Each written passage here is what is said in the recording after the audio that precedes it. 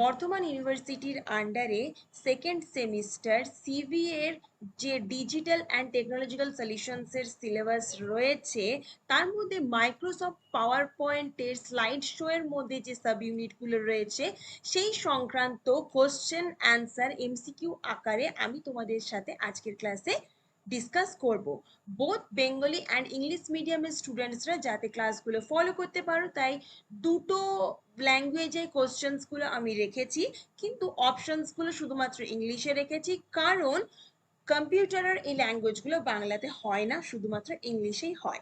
তো চলো দেখে নিই যে কি কি কোশ্চেন স্লাইড শো এর মধ্যে রয়েছে, যেগুলো তোমাদের আগামী এক্সামসে, মানে সেমিস্টার টুতে যে এক্সাম হবে সিভি এর ডিজিটাল অ্যান্ড টেকনোলজিক্যাল সলিউশন, সেটা দিতে যাতে সুবিধে হয়। তো চলো ক্লাসটা স্টার্ট করা যাক। প্রথম কোশ্চেনটা হলো, এমএস পাওয়ার পয়েন্টে শুরু থেকে স্লাইড শো চালানোর জন্য কি ব্যবহার করা হয়? সঠিক উত্তরটি হলো F5 অপশন। পাওয়ার পয়েন্টে প্রেজেন্টেশনে সমস্ত স্লাইডের শিরোনামে ঠিক একই ধরনের ফন্টের ধরন, আকার, রং ব্যবহার করতে আমরা কি ইউজ করব বা ব্যবহার করব? স্লাইড মাস্টার অপশনটাই ব্যবহার করব। নিচের অপশনগুলির মধ্যে কোনটি পাওয়ার পয়েন্ট মানে প্রেজেন্টেশন পাওয়ার পয়েন্টের দৃষ্টিভঙ্গি নয়? প্রেজেন্টেশন যে ভিউটা, এই অপশনটা কিন্তু তোমরা এমএস পাওয়ার পয়েন্টের মধ্যে কোথাও দেখতে পাবে না।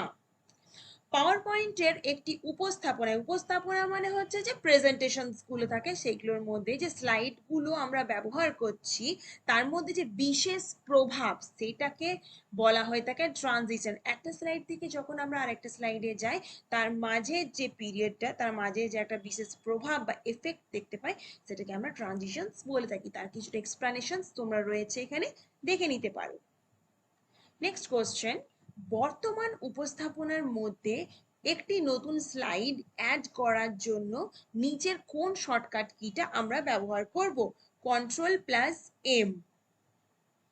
পাওয়ার পয়েন্টের নিচের কোনটি default standard layout? Title slide হলো ডিফল্ট স্ট্যান্ডার্ড লেআউট।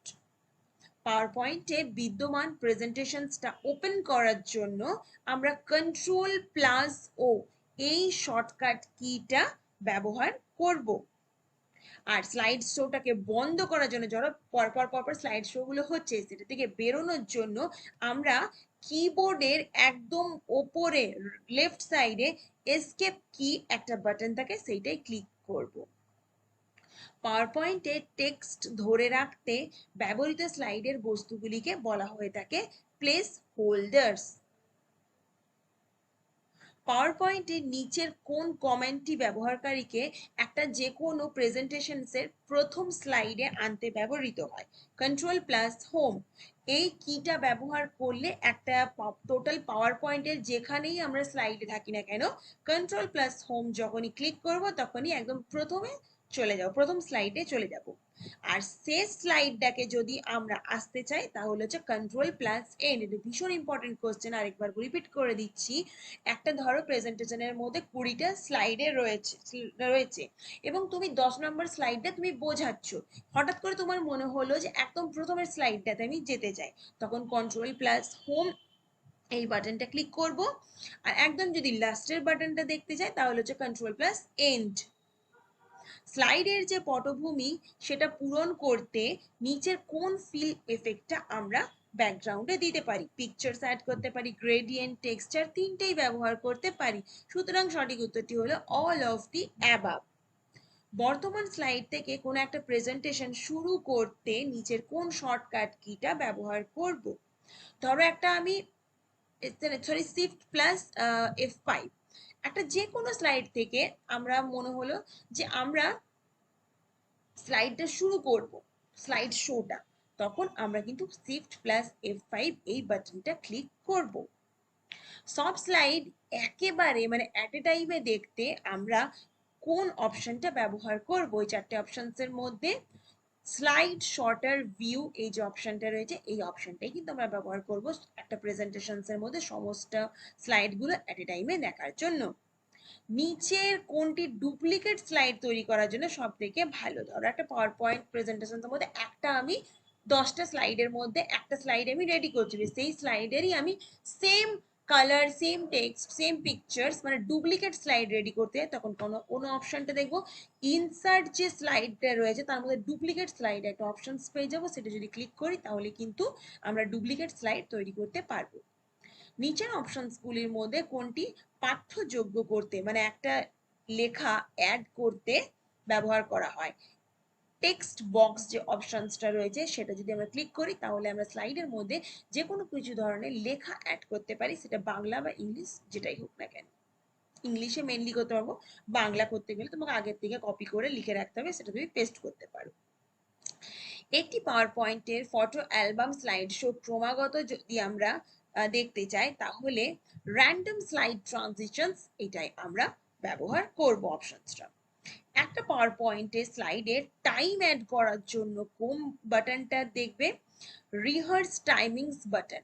এখানে একটা আমি জিনিস বলে দিই তোমাদের, কিন্তু আমি বারবার রিকোয়েস্ট করব কোনো একটা সেকশনের, যেমন এই স্লাইড শো এর তোমরা এখন এই কোশ্চেন অ্যান্সার যে ক্লাসটা দেখছো তার আগে অবশ্যই কিন্তু স্লাইড শো রিলেটেড যে ক্লাসটা আমি রেডি করেছি সেটা অবশ্যই দেখবে। যে সমস্ত স্টুডেন্টসরা ক্লাসটা আগে দেখবে তাহলেই তবেই কিন্তু তোমরা এই কোশ্চেন অ্যান্সারের ক্লাসটা কিন্তু ভিডিওটা বুঝতে পারবে। শুধু যদি তোমরা কোশ্চেন অ্যান্সার গুলো মুখস্থ করো তাহলে কিন্তু পরীক্ষাতে তোমাদের বুঝতে অসুবিধা হবে। বারবার রিকোয়েস্ট করব যে টপিকের কোশ্চেন অ্যান্সার গুলো তোমরা দেখছো সেগুলো কিন্তু আগে অবশ্যই একবার পুরো থরলি ক্লাসটাকে ফলো করো, তাহলে কিন্তু এই কোশ্চেন আনসার গুলো যখনই দেখবে তাহলে দেখবে খুব সহজে বুঝতে পারছো। সঠিক উত্তরটা হলো রিহার্স টাইমিংস বাটন, যেটা আমি খুব ডিটেলসে ক্লাসে তোমাদেরকে বলে দিয়েছি। কোন একটা স্লাইড শো চলাকালীন শর্টকাট মেনু মানে কি দেখাতে পারে? সেটা হচ্ছে অপশন বি, মানে হচ্ছে কোন একটা কারেন্ট স্লাইডে যে রাইট ক্লিক সেটাই দেখাতে পারবো। নিচের কোনটি আপনাকে একটা প্রেজেন্টেশনসের একাধিক স্লাইড নির্বাচন করতে দেয়? একাধিক স্লাইড যদি আমরা দেখতে চাই, মোর দেন ওয়ান স্লাইড, তাহলে কিন্তু আমরা শিফট প্লাস যে কোনো একটা স্লাইডের উপর ক্লিক করব। শিফট সেই স্লাইডের উপর ক্লিক, তাহলে কিন্তু আমরা একাধিক স্লাইডগুলো বারবার সিলেক্ট করতে পারবো। সিলেক্ট করা যাবে, মানে একটা প্রেজেন্টেশনের মধ্যে 5টা স্লাইড রয়েছে, এবার স্লাইডগুলোকে আমি সিলেক্ট করব। কিভাবে সিলেক্ট করব? শিফট আর যে স্লাইডটাকে কপি করতে চাই সেটা ক্লিক করব, মানে সেটা ক্লিক করব, তার উপরে গিয়ে ক্লিক করব।